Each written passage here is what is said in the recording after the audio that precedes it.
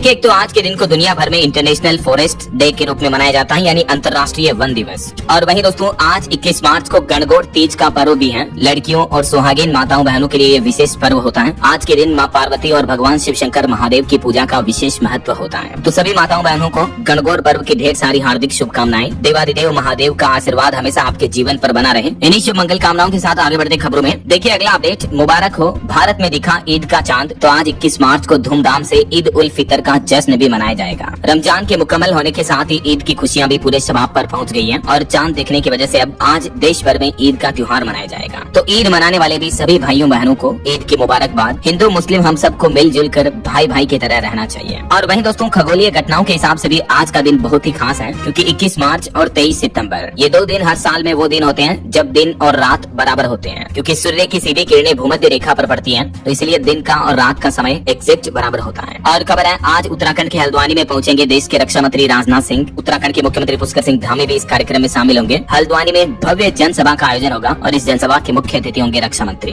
चलिए आगे बढ़ते हैं अपन खबरों में। सबसे पहले देख लेते हैं ईरान इजराइल जंग से जुड़ी कुछ बड़ी खबरें। देखिए, ईरान पर अमेरिका और इजराइल के हमलों को 21 दिन हो चुके हैं। इस बीच अब गाजा नरसंहार मामले में जर्मनी ने इजराइल से अपना समर्थन भी वापस ले लिया है। इस बीच जहां आपको बताओ इन जंग के हालातों के मद्देनजर हमारे देश में भी कुछ दिनों से एलपीजी गैस सिलेंडर की तो किल्लत चली रही है। इस बीच कई राज्यों में अब पेट्रोल डीजल के दाम भी बढ़ चुके हैं। देखिए, हरियाणा में भी महंगा हुआ पेट्रोल। 3000 पंपों पर नया रेट लागू हुआ। सार्वजनिक क्षेत्र की 3 प्रमुख तेल कंपनियां जो हैं, उन्होंने तीनों ने रेट्स बढ़ा दिए हैं। इंडियन ऑयल ने लगभग ₹2.35 प्रति लीटर की बढ़ोतरी की है पेट्रोल में। वहीं भारत पेट्रोलियम ने ₹2.09 प्रति लीटर का इजाफा कर दिया और हिंदुस्तान पेट्रोलियम ने भी ₹1.89 की बढ़ोतरी कर दी है हरियाणा राज्य में। न सिर्फ हरियाणा में बल्कि कई और स्टेट में भी पेट्रोल डीजल के भाव बढ़ चुके हैं। जैसे बिहार में भी महंगा हुआ पेट्रोल कीमतों में ₹2 तक का इजाफा देखने को मिला। वहीं प्रीमियम पेट्रोल कई और राज्यों में भी ₹2.35 प्रति लीटर महंगा हो गया। इस बढ़ोतरी के बाद मध्य प्रदेश भोपाल में भी पेट्रोल के दाम ₹117 प्रति लीटर पहुंच चुके हैं। इंडस्ट्रियल फ्यूल की कीमतें तो तकरीबन 25% तक बढ़ चुकी हैं। ये देख सकते हैं आप पुराने रेट और नए रेट क्या है। भोपाल में प्रीमियम पेट्रोल ₹2.18 महंगा हो चुका है। और भी देश के अलग अलग राज्यों में पेट्रोल डीजल के दाम अभी क्या चल रहे हैं, स्क्रीन पर आप इस भारत के मानचित्र में देख सकते हैं। चलिए अगली बड़ी खबर देखिए। अमेरिकी राष्ट्रपति डोनाल्ड ट्रंप ने नाटो देशों को कायर बताया। वो बोले कि अमेरिका के बिना वे कागजी शेर हैं, जंग में साथ नहीं दिया, इसे याद रखेंगे। क्योंकि आपको पता होगा हॉर्मुज रूट खोलने के लिए ट्रंप ने नाटो देशों से भी सहयोग मांगा था, लेकिन नाटो देशों ने इनकार कर दिया। तो अब इस पर भी ट्रंप ने नाराजगी जताई है। वहीं खबर है, मिडिल ईस्ट की तरफ बढ़ रहे हैं 3 अमेरिकी वॉरशिप भी, जिन पर 2200 अमेरिका के सैनिक मौजूद हैं। दावा किया जा रहा है कि अब ईरान के खार्ग आइलैंड पर कब्जा करने का प्लान है अमेरिका का।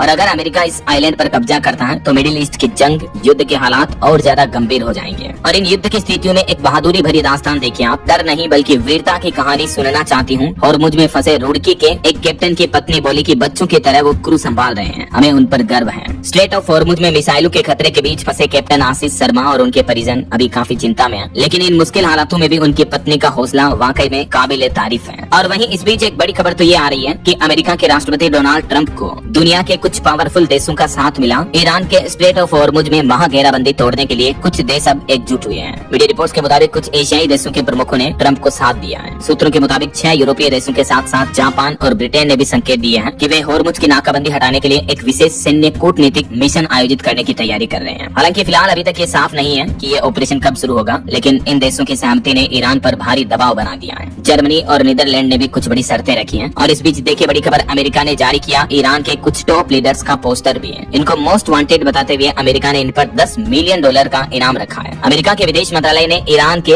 IRGC के ये 5 शीर्ष नेताओं के पोस्टर जारी किए हैं। इन व्यक्तियों पर अमेरिका ने दुनिया भर में आतंकवाद की योजना बनाने और उसे अंजाम देने का आरोप लगाया है। तो इन लोगों का पता बताने वालों को $10 मिलियन का इनाम देने की घोषणा भी की है अमेरिकी सरकार ने। और अब ईरान, अमेरिका, इजराइल इस जंग में भारत ने भी अपना एक रुख दिखाया है। देखिए, ईरान के खिलाफ पेश प्रस्ताव को भारत ने भी समर्थन दिया और मुझ में जहाजों पर हमले पर नाराजगी भी जताई है। अंतर्राष्ट्रीय समुद्री संगठन IMO की बैठक में भारत ने ईरान द्वारा हॉर्मुज जलमार्ग पर हमलों की निंदा करने वाला प्रस्ताव का समर्थन दिया है। और इस बीच बड़ी खबर है, ईरान, इजराइल समेत 11 देशों का एयर स्पेस इस्तेमाल न करें भारतीय एयरलाइंस कंपनियां। DGCA की तरफ से ये एडवाइजरी भी जारी की गई। युद्ध के हालातों के बीच ये देख सकते हैं आप, विदेश मंत्रालय द्वारा जारी एडवाइजरी और इन कंट्रीज की लिस्ट जारी की है। इनके एरोस्पेस में भारतीय एयरलाइंस कंपनियों को न जाने की सख्त सलाह दी है DGCA ने। और हॉर्मुज संकट के बीच ब्रिटेन, फ्रांस समेत 6 देशों ने भी ईरान को चेतावनी दी। कहा कि नौवहन की सुरक्षा से समझौता नहीं होगा। इसमें Britain, France, Germany, Italy, Netherland, Japan वगैरह दुनिया के कुल मिलाकर कई देशों का दबाव ईरान पर देखने को मिल रहा है। हालांकि खबर तो ये भी है कि सिर्फ तेल और गैस ही नहीं बल्कि इंटरनेट पर भी ब्रेक लगा सकता है ईरान। और अगर ऐसा हुआ तो भारत भी नहीं बचेगा। बात कुछ यूँ है कि जो बड़ी बड़ी कंपनियां हैं, अमेजोन, माइक्रोसॉफ्ट, गूगल वगैरह, इनके सऊदी देशों में कई विशाल डेटा सेंटर हैं। तो ईरान जो इन सऊदी देशों पर हमला कर रहा है तो इनके केबल समुद्री केबलों से जुड़े हुए हैं, तो दुनिया भर में इंटरनेट भी बाधित हो सकता है ईरान के इन हमलों से ऐसा। और इधर हमारे देश में एलपीजी गैस सिलेंडर की किल्लत पर सरकार ने एक बार फिर से कहा कि एलपीजी की पैनिक बुकिंग घटी है, लेकिन हालात अभी भी चिंताजनक हैं। हर दिन 55 लाख गैस सिलेंडर की मांग हो रही है। 7,500 कंज्यूमर अब तक पीएनजी पर भी शिफ्ट हुए हैं। एलपीजी संकट को लेकर पेट्रोलियम और प्राकृतिक गैस मंत्रालय की तरफ से ये नया बयान सामने आया। हालांकि कई राज्यों में अभी भी एलपीजी की किल्लत देखने को मिल रही है। देखिए आप, गुजरात में गैस की किल्लत के बीच प्रवासी मजदूर अब अपने गाँव लौट रहे हैं। लोग बोले की 5-5 हजार में सिलेंडर मिल रहा है, फ्लैट में चूल्हा भी नहीं जला सकते हैं। तो इन मजदूरों की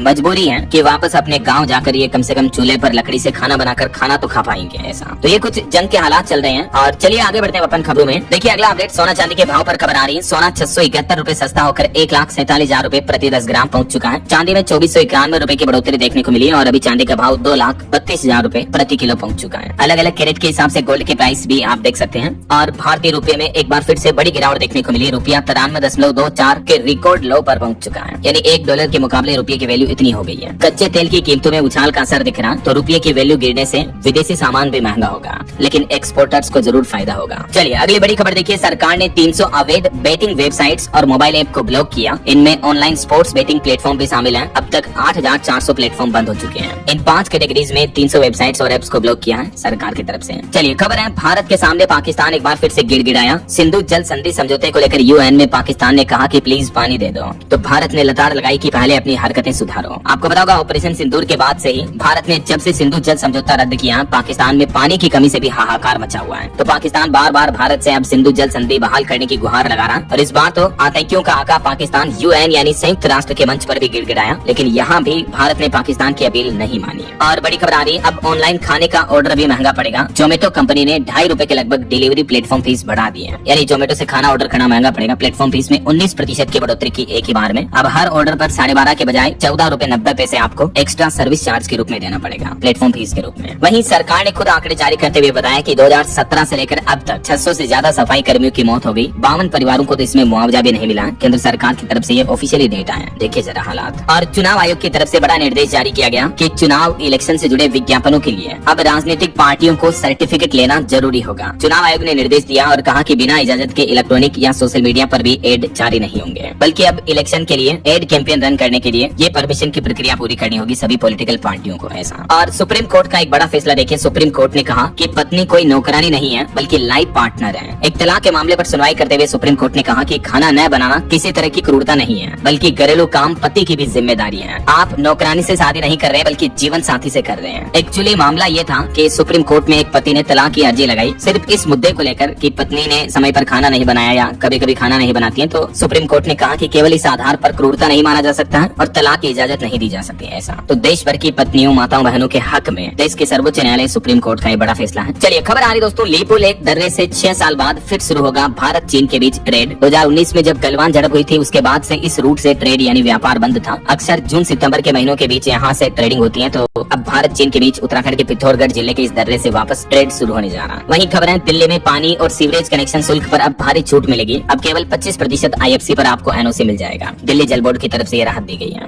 और खबर देखिए, दिल्ली दंगा में आरोपी सरलीज इमाम भी तिहाड़ जेल से बाहर आया। 10 दिन की उनको अंतरिम जमानत मिली। 6 सालों से जेल में बंद आई है 2020 के दिल्ली दंगा मामलों में। और दिल्ली की मुख्यमंत्री रेखा गुप्ता ने ट्रांसजेंडर समुदाय के प्रतिनिधियों से भी बातचीत की, संवाद किया और आने वाले बजट में इनके लिए विशेष प्रावधानों का भी आश्वासन दिया। वहीं दिल्ली हाईकोर्ट का एक बड़ा फैसला देखिए कि बिना सहमति के अप्राकृतिक संबंधों में कानूनी सुरक्षा पर दिल्ली हाईकोर्ट ने BNS में कमी पर केंद्र सरकार से भी जवाब मांगा। अब इस मुद्दे पर अगली सुनवाई मई में होगी। देखते हैं केंद्र सरकार इस पर क्या जवाब पेश करती है। और वहीं लड़कियों को लेकर कोर्ट का एक और बड़ा फैसला देखिए कि दुष्कर्म के बाद पीड़िता से शादी करना अपराध से बचने का कोई आधार नहीं है। और इस आधार पर कोर्ट ने